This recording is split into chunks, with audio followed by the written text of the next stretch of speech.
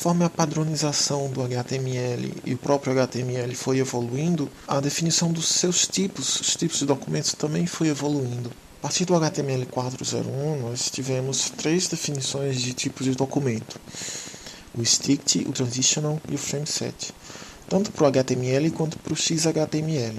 No modo strict do HTML e do XHTML, o documento não pode ter as tags de formatação e atributos também de formatação. Tudo isso começou a ser transferido para o CSS. Então, um documento declarado como strict, que use essas tags de formatação, como fonte, atributos como color, size e etc., serão considerados inválidos. No modo transitional do HTML e XHTML, esses atributos e essas tags são aceitas ainda na definição do padrão. Ele ainda permite que esses elementos sejam utilizados, por isso transitional. Tanto o strict quanto o transitional não aceitam o uso de framesets. Já no HTML e XHTML frameset, no modo frameset, ele aceita tudo, inclusive frameset. Na imagem nós podemos ver como é feita a declaração para cada um deles. Com o HTML5 isso acaba. Todo o HTML5 é estruturado de forma semântica, então o doctype acabou se tornando mais simples, é apenas doctype HTML, a declaração, e o documento só é válido com os atributos e elementos que são reconhecidos pelo padrão do HTML5. No HTML nós temos as tags ou elementos que definem a estrutura do documento, seus metadados, e as que são utilizadas no conteúdo para definir o conteúdo do documento.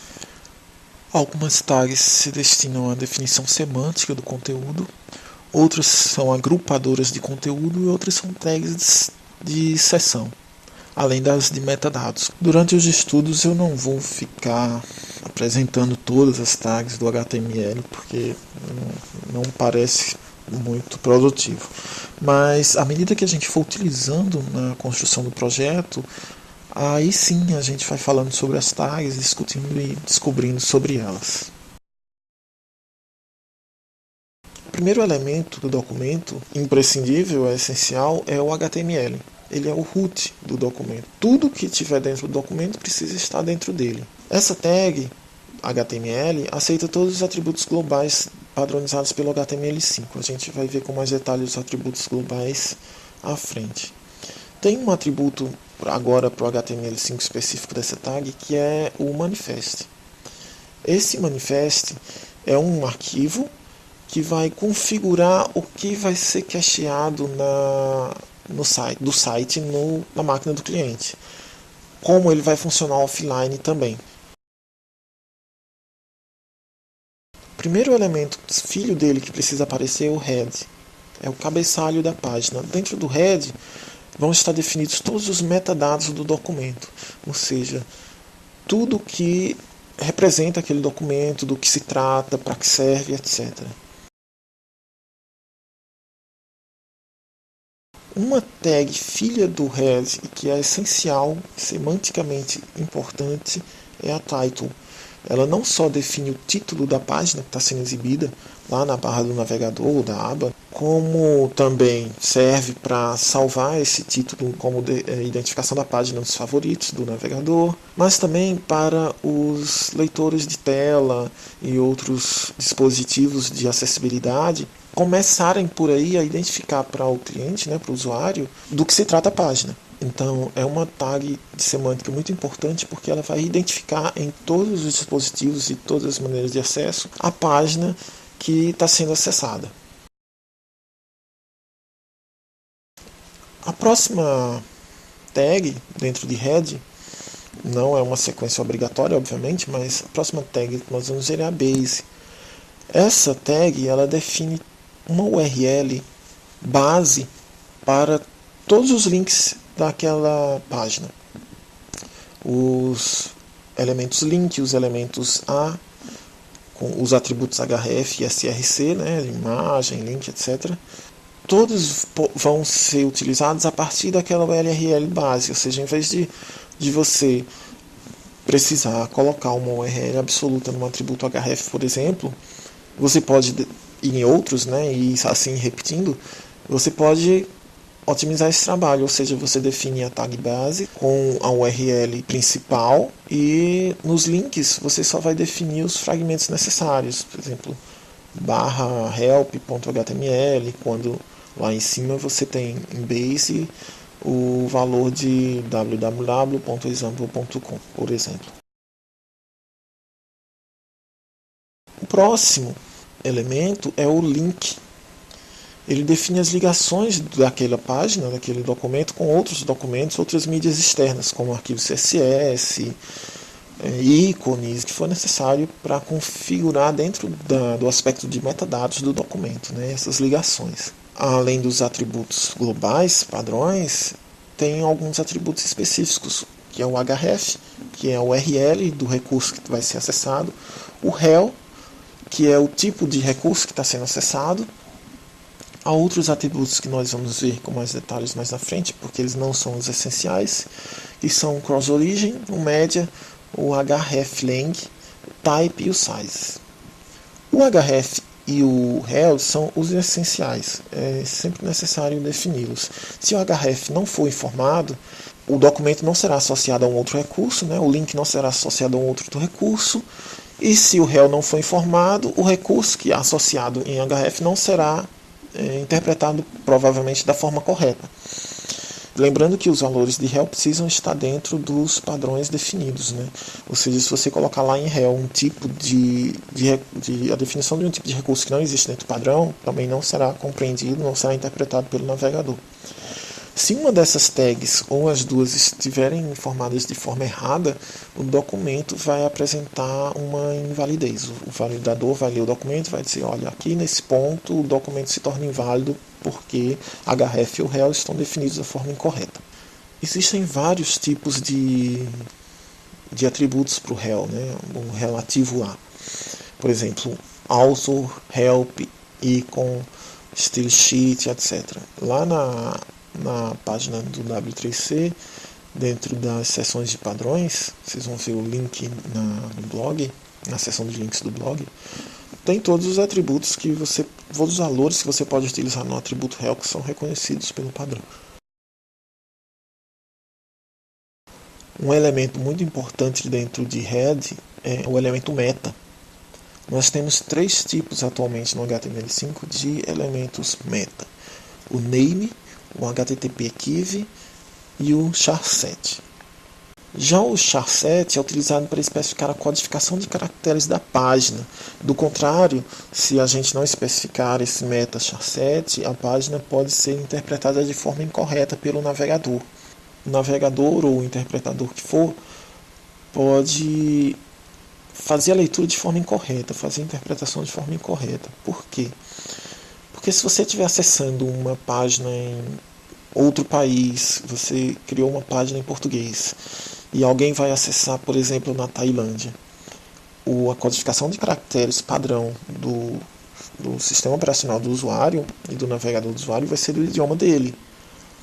O que pode acontecer? Pode acontecer que a página fique completamente confusa na visão dele, porque o navegador que ele estiver usando, o interpretador, automaticamente vai tentar renderizar a página com a codificação de caracteres padrão e deve dar uma maior confusão, né?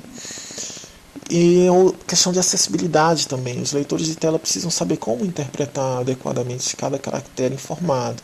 Então, o char7 é um elemento essencial que precisa ser informado sempre. O name ele serve para especificar os metadados do documento. O HTTP Key é utilizado para especificar as diretivas pragmáticas ao interpretador. Essa questão de Pragma Directive vem desde a linguagem C, né? São instruções específicas para o interpretador ou compilador de como ele tem que trabalhar aquele arquivo, aquele documento. Quando a gente declara um elemento meta, a gente precisa, consequentemente, declarar o content dele. Do contrário, o meta vai ser inválido, o elemento vai ser inválido. A mesma forma para o HTTP Key. Se você declara um meta HTTP Key, você precisa especificar o content dele. Ou seja, esse atributo content ele precisa sempre vir na companhia do meta name ou HTTP archive. Se você informar um name ou um HTTP archive sem content, o documento fica inválido. Ou se você informar um content sem um desses dois, o documento fica inválido. Lembrando que ou é um ou é outro, ou name ou archive. O content vai estar sempre junto com os dois. Existe uma imensidão de meta names e HTTP archive. Ao longo da evolução do nosso projeto, a gente vai acrescentando e substituindo e discutindo sobre eles. Um metaname que é curioso, assim, a gente vê muito se utilizar, mas que na verdade a gente nem precisa usar na maioria das vezes, é o generator. Por quê? Esse generator ele é utilizado geralmente quando ferramentas criam o documento automaticamente. Se você está criando você mesmo o documento lá na sua ideia preferida e tal, você não precisa informar o generator. O generator, a finalidade dele é gerar uma estatística sobre a utilização das ferramentas ou uma identificação para o interpretador de que ferramenta gerou aquele arquivo, caso haja essa necessidade. Algo importante sobre os HTTP archive é que eles existem fundamentalmente para enviar informações de cabeçalho HTTP para o interpretador.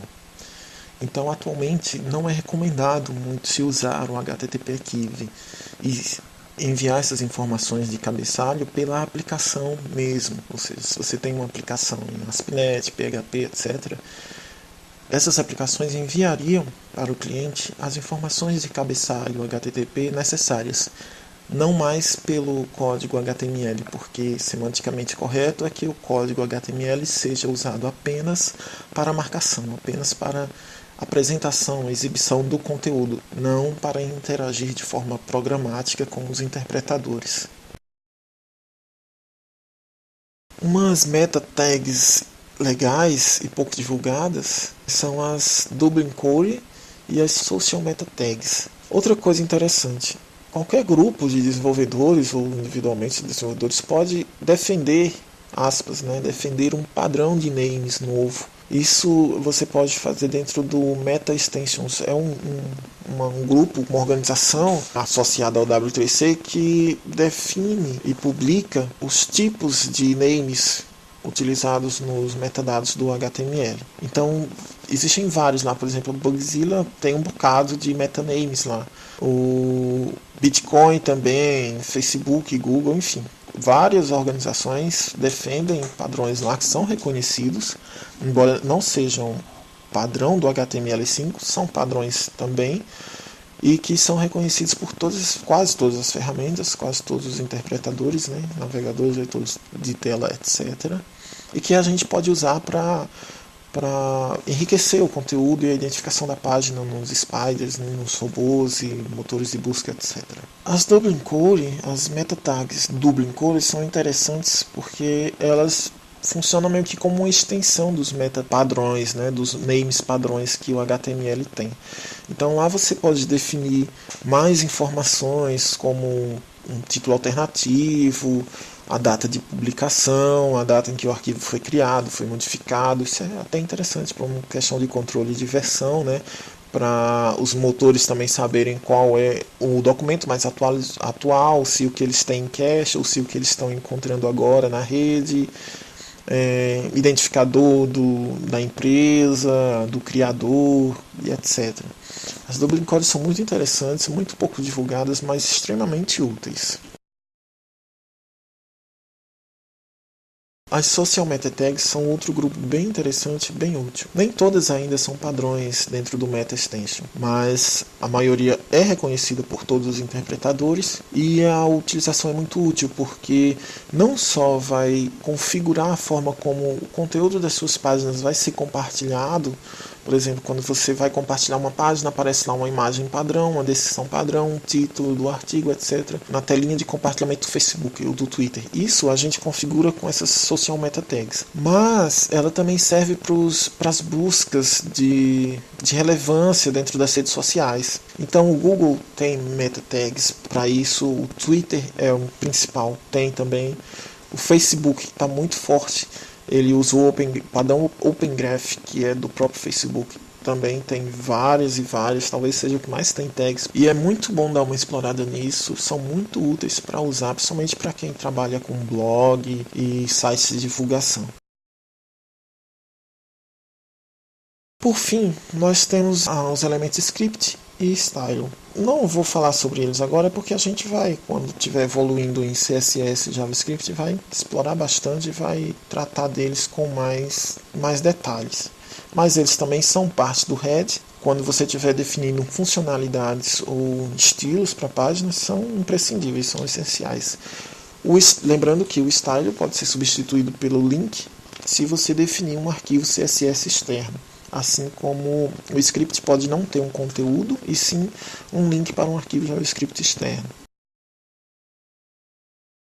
O segundo elemento do HTML define o conteúdo do documento, que é a tag body. Dentro dela vai estar toda a estrutura de conteúdo do documento e tudo mais que a gente quiser deixar visível para a relevância da página dos motores de buscas e, obviamente, para o usuário.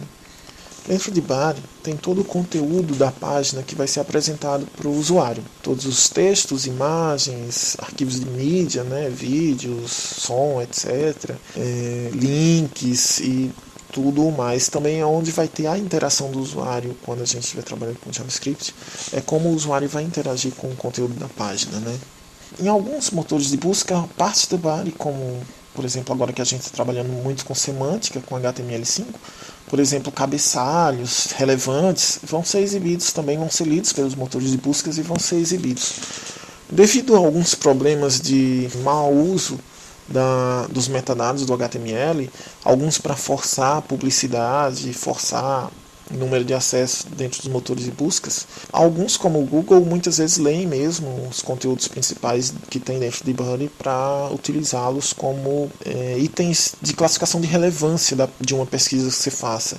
Quer dizer, às vezes quantas vezes não acontece, A gente está procurando, sei lá, no Google sobre carros vermelhos. Não acontece muito mais, porque o algoritmo foi melhorado, mas aí aparecia HD vermelho. Mas você está procurando carro, por que o cara está mostrando um link para um site que vende HDs? Porque o espertinho colocou nas descrições, nos keywords lá dos metadados, que o site vendia carro e que vendia carro vermelho. Coisas desse tipo, entre outras questões. Então, alguns motores de buscas, eles aprofundam a leitura do arquivo para ver se o conteúdo do documento realmente tem aquela relevância na pesquisa. E tudo isso vai estar dentro de body, do corpo do documento.